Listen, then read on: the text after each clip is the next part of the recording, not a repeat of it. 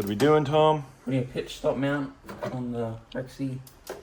So it's pretty firm now. We've got the STI group end transmission and engine mounts, but this is just a cheap pitch stop mount, and I'll put a link to the description in to get one.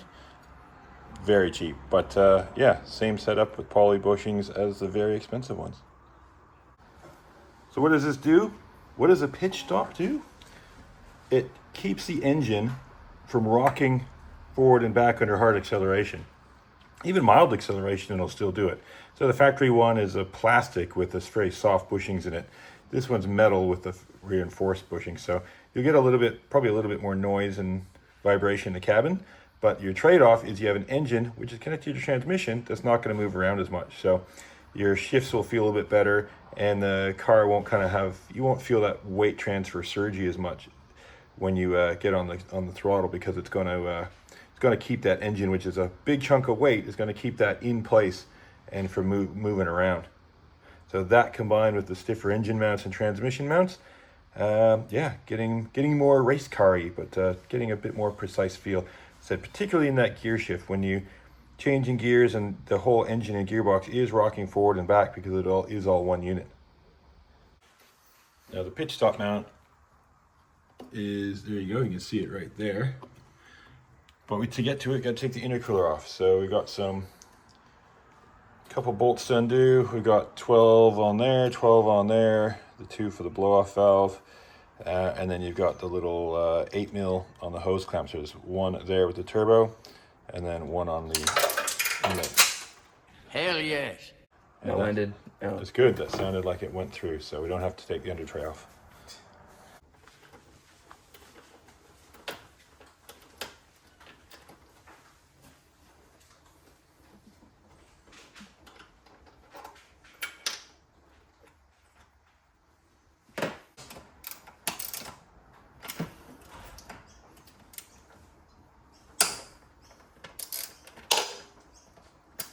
Not really hooked on tight that much, just have to break it with the thing and it's just finger tight.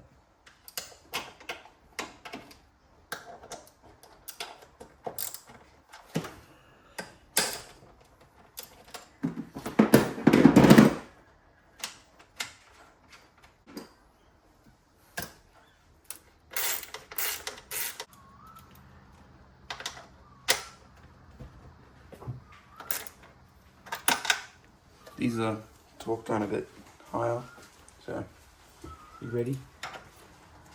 We don't need to, oh yes we do need to take those off. We go do the turbo inlet band.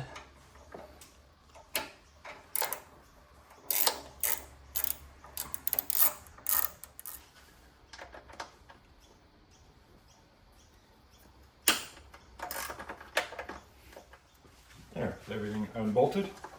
It's loose, you can move it, so it's got to go out in that way. So you're going to pop the inlet one out.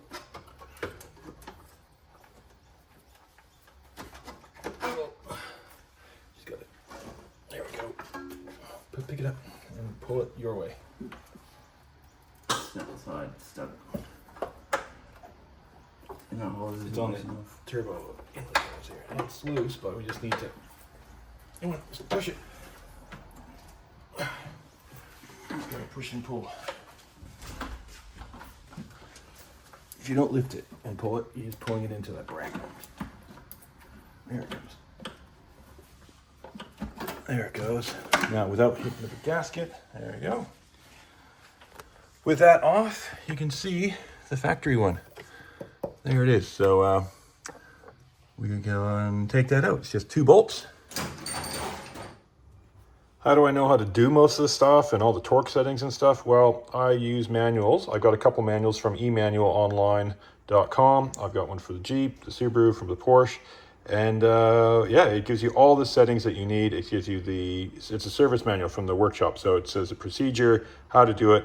I'll put a link in the video description down below so you can go get one for yourself. Really handy to have. I must say, I've made my dad get one for his cars, and my brother, I made him get one for his Pathfinder as well. So it's just super easy. You just put in your vehicle. So let's look at our Porsche Cayman. It's a 981. And there you go. There's the service and repair manuals for the Porsche Boxsters and Cayman 981s. So yeah, it's link in the description below. Click it through and it'll take you to their site, and you can just get your new manual. It really makes a big difference, especially torque specs, because you always got to try to look on the internet. I found multiple torque specs for different things you look at on the internet, but this is the actual service manual, so it'll be correct.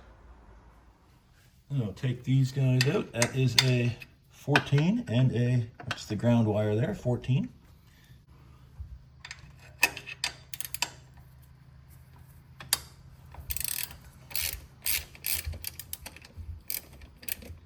Yeah, they're not in very tight at all.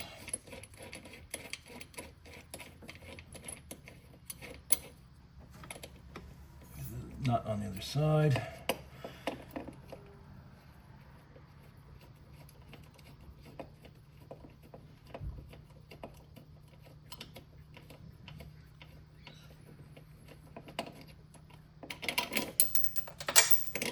And the bolt and the washer just flew away. And this one is a captive nut on the other side. So I'm gonna have to move that ground wire.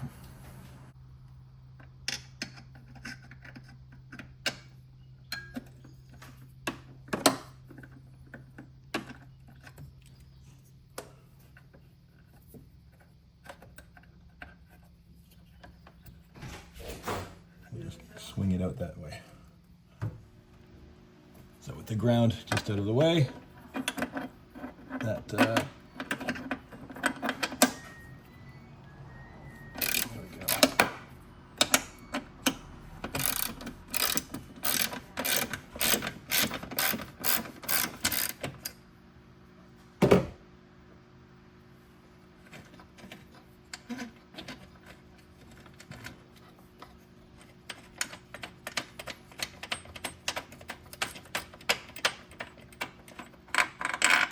Bigger bolt, and yeah, it's got washers.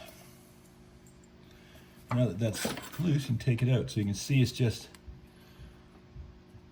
rubber, lots of void, and plastic that holds it together. So there is an STI version you can get, Group N, which is a stiffer nylon and stiffer rubber, but we went super stiff with this other cheap one.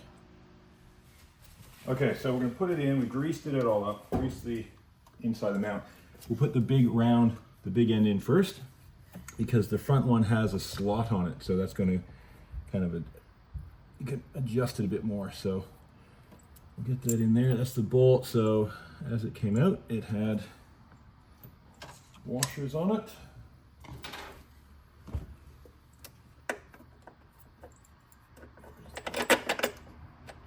Oh, look at that. Got it lined up first try. I fixed it. No, of course. Here, I'm thinking I'm awesome. Okay, that's in there. Finger tight. We'll push this one down. Oh, I might need a rubber mallet on that, actually. It's tight. Yeah, we'll get the rubber mallet and tap it down.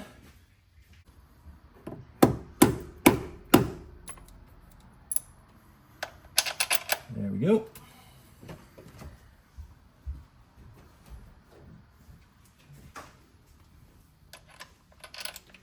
Other side, nut and washer on.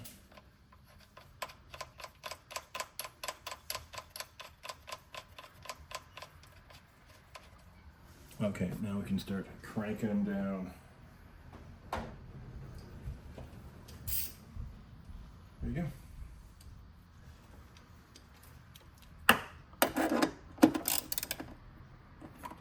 Yep.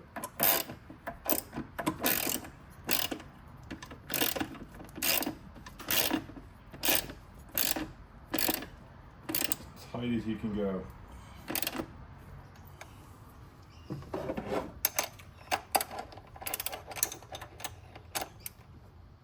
Good. Tighten.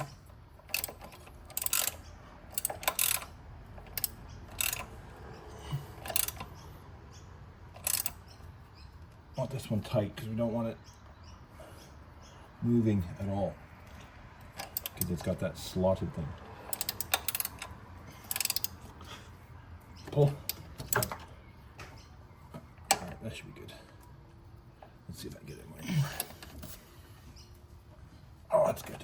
Yep, okay, that's tight. Crank this one a bit more if you can. Nope. That's tighter than it was. There we go, pitch stop installed, and now we just pop the intercooler back on. Not too tricky, you just want to slide it in same way we took it out. Alright, putting the little baby Rexy intercooler back in. It's a turbo inlet pipe first. Get that down, get it started. As soon as you kind of got the lip over it, you can keep pushing, wiggling. It's all about wiggling. And then the throttle body connection will go on. And then you're done.